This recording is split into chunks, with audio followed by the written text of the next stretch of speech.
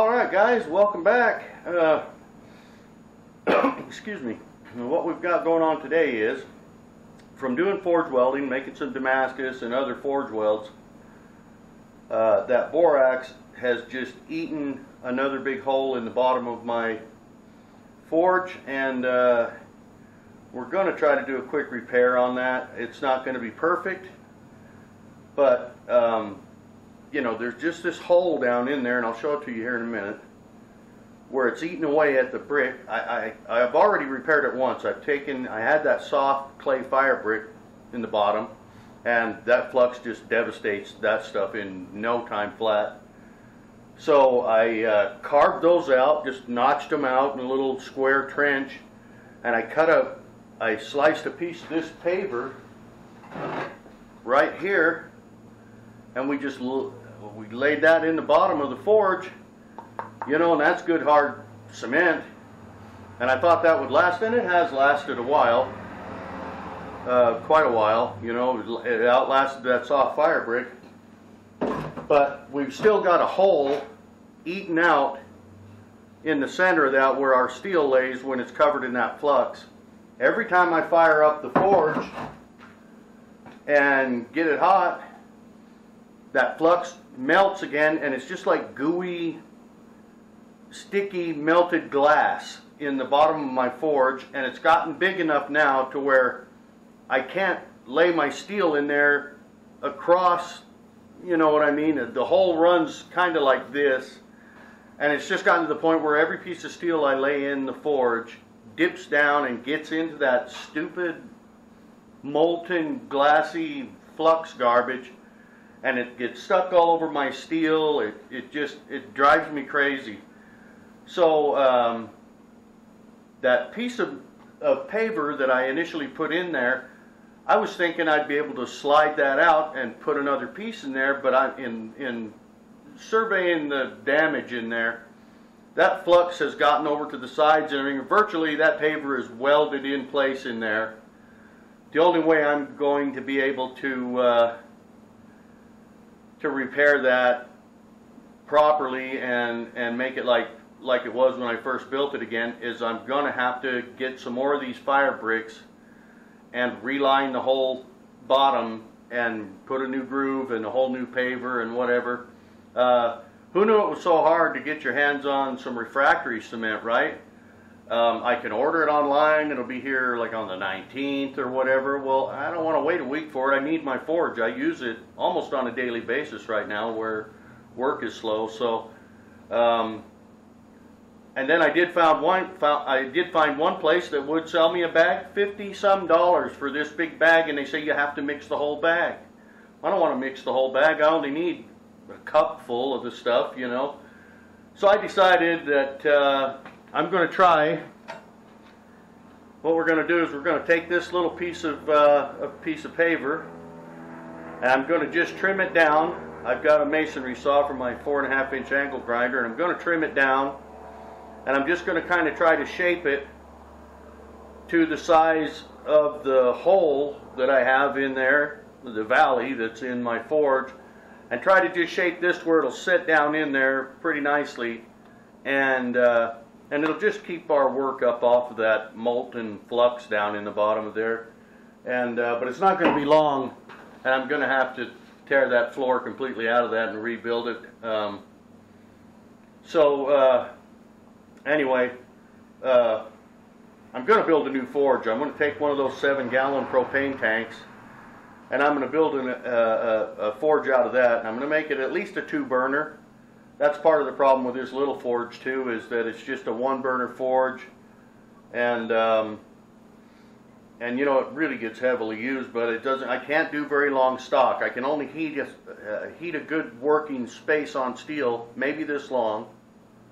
And so if I make something that's like this long, you know the drill. I have to work it in sections and screw around, and I can't make a blade very long because I also use that for my when I get ready to quench my knives and what have you, and heat treat them. And you know, the whole blade has to be heated up to critical, and where I'm only heating a spot about that size makes it really hard to heat a blade much longer than that. You know, I've done them I've done a blade that was right at 6 inches, and it was pretty hard to get even that, you know. So I'm going to build a bigger forge with 2 burners. I'll build 2 new burners and put a new forge together one of these days. Just work's been really slow right now, and that's one of the reasons I'm able to put up so many videos. I'm down here in the shop every day tinkering around with something, you know. So anyway, I'll show you the inside of that forge. I don't know how well you'll be able to see it. We're going to see if we can trim that up and make this work. Then I want to make some tool hangers for the side of my stump, so that I don't constantly have, if you've watched my videos, when I'm pounding on a piece of steel, you'll hear tongs fall on the floor, a hammer falls on the floor, wire brush, chisel, whatever I have laying on that stump keeps falling off on the floor, and I just don't, I'm not very organized on my tongs and my hammers and that. So we're gonna try to get this forge repaired, and then I'm going to try to throw together another video showing how I make the hangers and that for the stump. So stick around. I'm going to show you the inside of that forge, and you'll see what I'm talking about.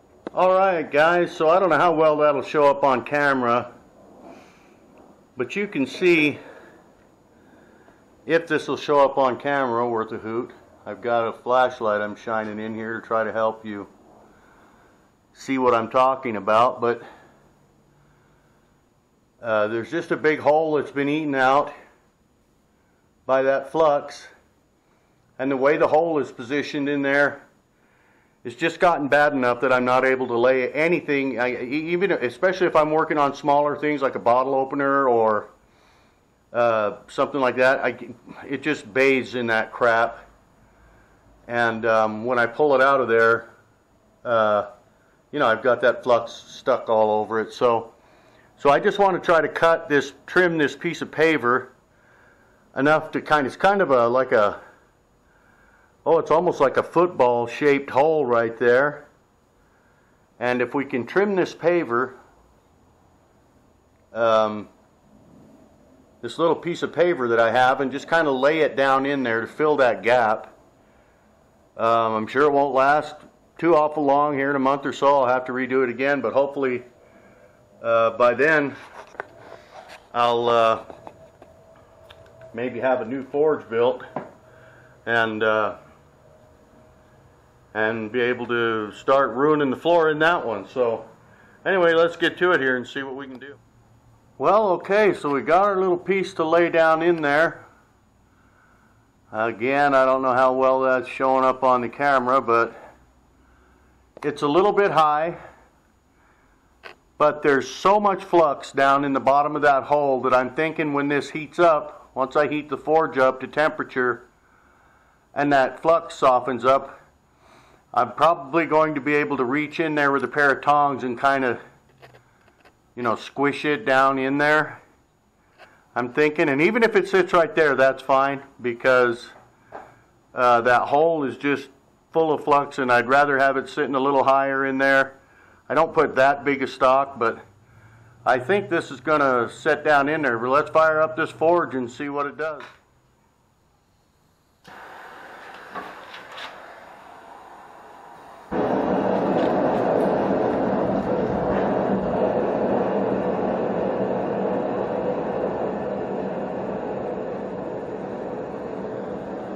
I want to turn my forge down because I want to bring that up slowly. It is concrete, and you know, we don't want it to spall and crack and all that the minute we put it in there. So I want to bring this temperature up slowly. So I'll just slowly let this heat, and we'll come back here when it's good and hot and see how it worked out. Well, alright guys and gals, I don't know how well you can see that in there, but that's the brightest piece in there because it's kind of thin. I don't think it's going to melt that flux underneath because it's shielding it, you know. But at least I can set a piece of steel in my forge now without having it, you know, come out covered in that gluey, melted glass crap. So I'm going to go ahead and get set up here, clean up some of this dust and paper fragments, and let's make some hammer and tong hangers. Alright guys, got us a piece of rebar over there. That's got a bunch of weld on it. It was used for a handle at one time.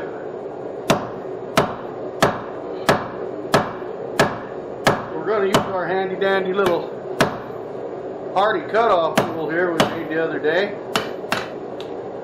And just like that, cut that sloppy little weld ball off the end of that.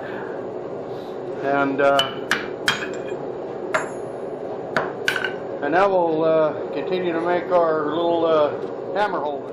Alright then, we're just going to draw this out, flatten it out a little bit.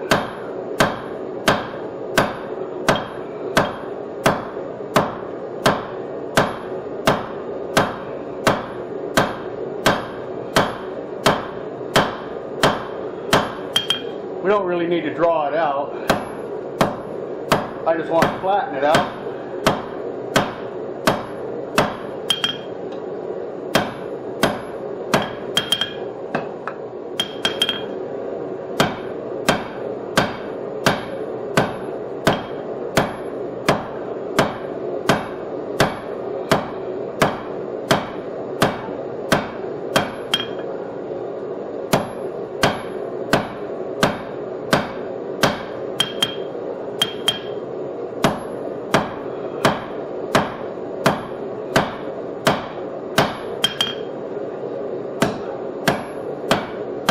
You know, I really haven't even, I mean, I have a design idea in my head, but, and we didn't heat up the surface of our anvil today, so my stock is cooling off much faster, but it's a nice warm day. It's like, I don't know,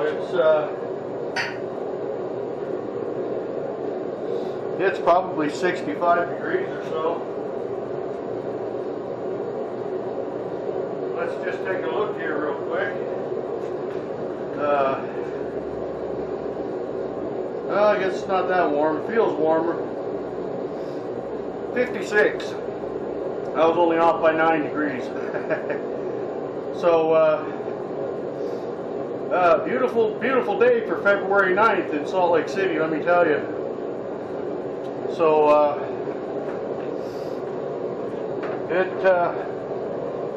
I didn't believe it was that critical to heat up our anvil. And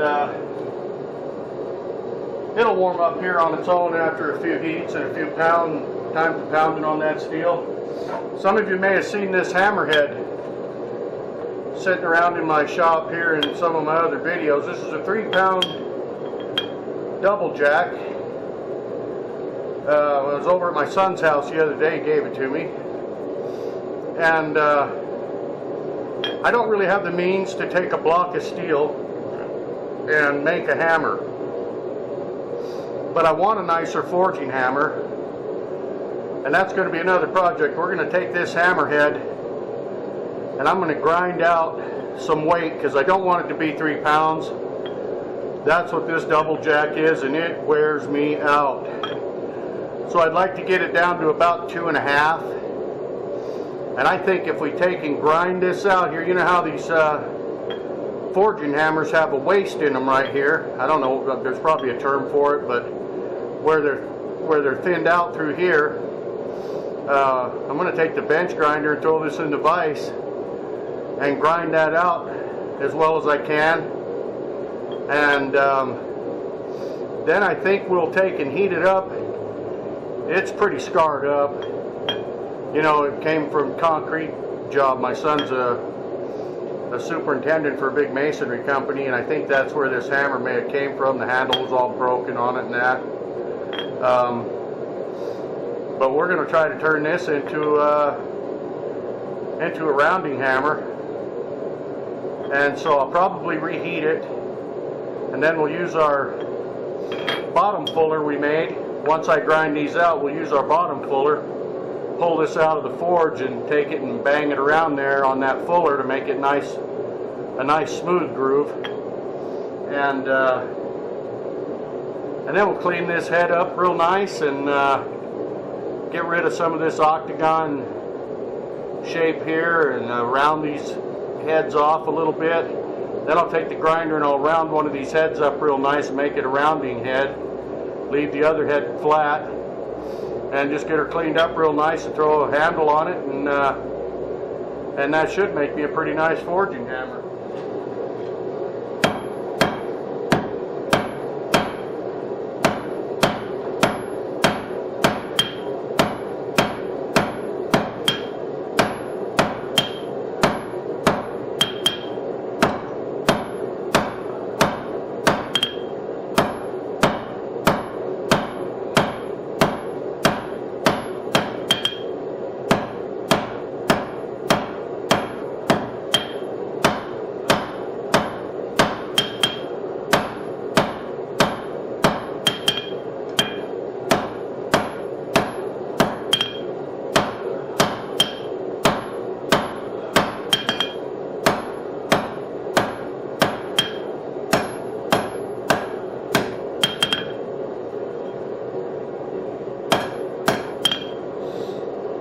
I think we're about ready to take this one. I think we'll round these corners up here a little bit. We're not trying to make anything real beautiful here, just something to hang a hammer on. So once again, a little change of plan.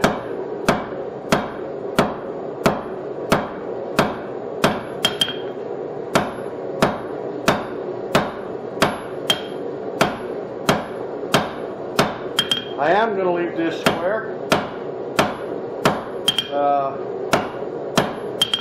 I know I said it doesn't have to be real pretty, which it really doesn't. It's just a hammer hanger, but I thought, hey, since we're blacksmiths here and we have the means to do it, we're gonna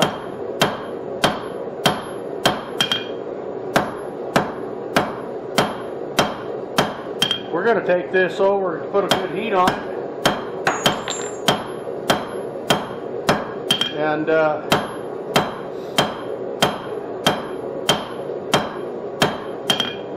we're going to take it over to our vise, put a twist in it. We'll have a twisted hammer hanger.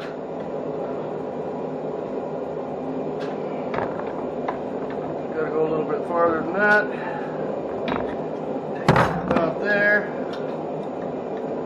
and throw our little twist wrench up here.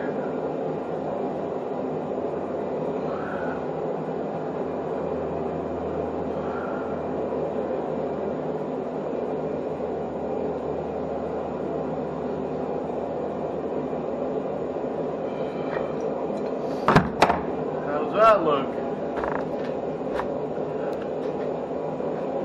That should give our little hammer holder a little better look, right? Well, we got our twist. Now we want to take this thing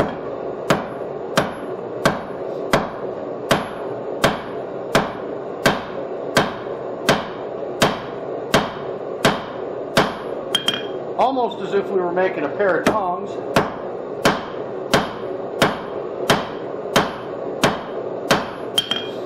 We're going to flatten each end out like this.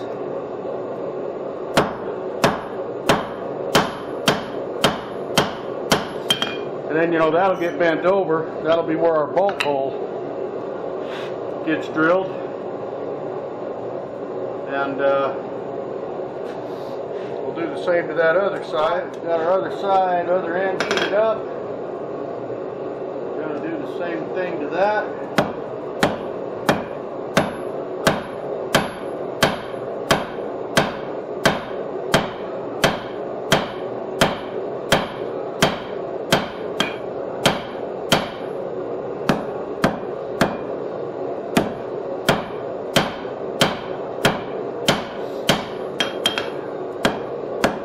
And, you know, again,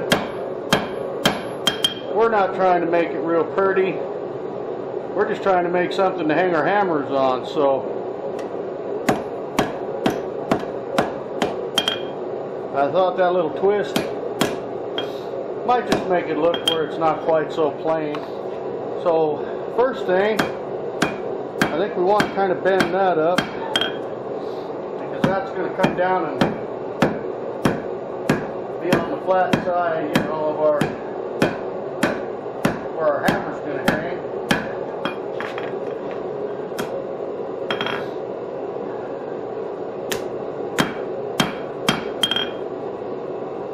And I believe that it just might work.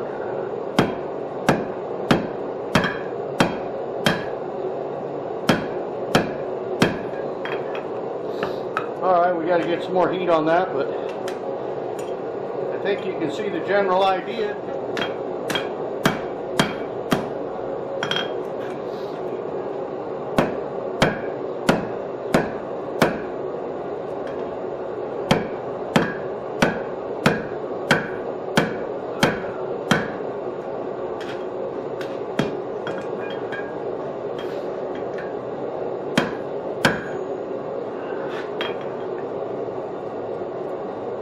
We've about got us a hammer holder made here.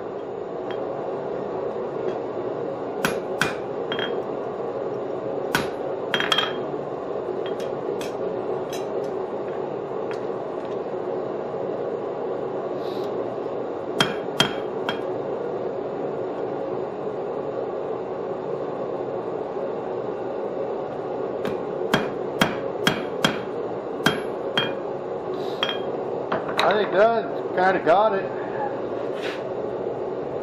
Yep.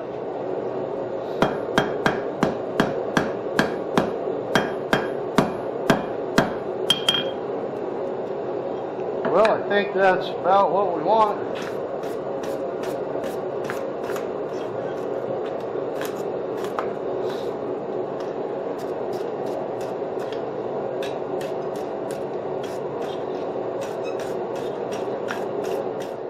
Alright, so here's our little hanger. Not too shabby, if I do say so myself. And I've drilled a couple of pilot holes in the stump right there. And we've got a couple of these little bolts here. And we're just going to rip this thing on there.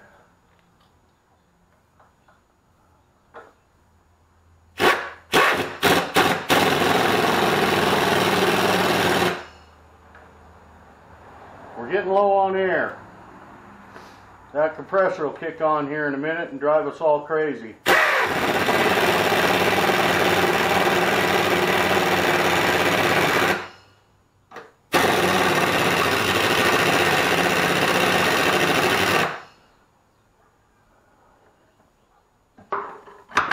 There you go.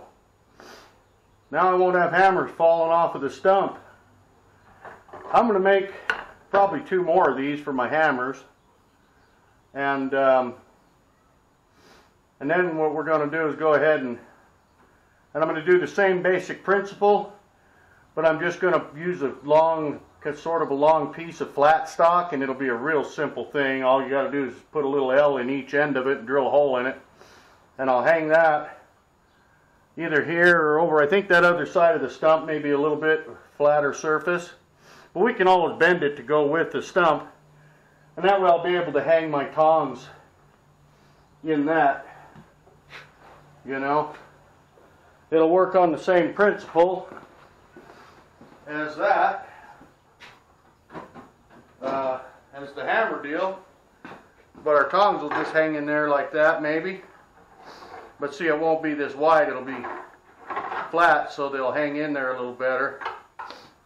You know, you won't have these sticking out.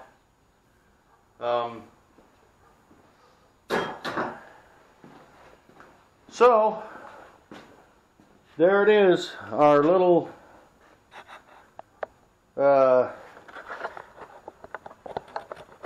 loop to hang hammers on the stump with. Didn't come out too bad. It'll serve the purpose. So there it is, guys. We repaired our forge floor. It works really well. I was surprised. I thought maybe it was going to be, you know, maybe that small piece of paver would crack or come apart in there or something, but it worked all right. And and it keeps our steel out of that flux pool down in there. I mean, that stuff gets hot and it sticks to your steels just like sticking in a glass, you know, in a furnace where they melt glass. You pull it out and there's just this glob of, basically it's like melted glass on the end of your piece every time, and I just was over that, you know. So I'm going to build a new forge here in a little while, so we got that fixed. Made a hammer hanger. I usually keep about 3 hammers at my forge, my 2-pounder, my 3-pounder, and then I like to keep a ball peen close by, kind of a sacrificial hammer if I need to use a cold chisel or something, so I'm not scarring up the heads of my forging hammers. But and then I'm going to make that little loop that I talked about to throw my tongs on, and we won't have hammers and tongs and everything falling off of the stump anymore while I'm working over there. So hey, I'm really glad that you joined me in the shop today. I appreciate you watching, and looking forward to the next job. I really got to get on this knife, but I wanted to fix that hole in that forge first, and I'm going to go ahead here. There's no use in doing all that on camera. It's the same thing, just 2 more times. And basically the flat stock that I'll use for that loop to hang tongs on is basically going to be the same thing, just narrower and, you know, and a little longer with little ears on each end and bolted to the stump, so I can slide a tong reins down in there and have them out of the way. So once again, I appreciate you being here, and look forward to the next one. Hit that subscribe button if you like what you're seeing here, and maybe give me a little, you know. So all right, friends, thanks for being here, and we'll see you on the next one.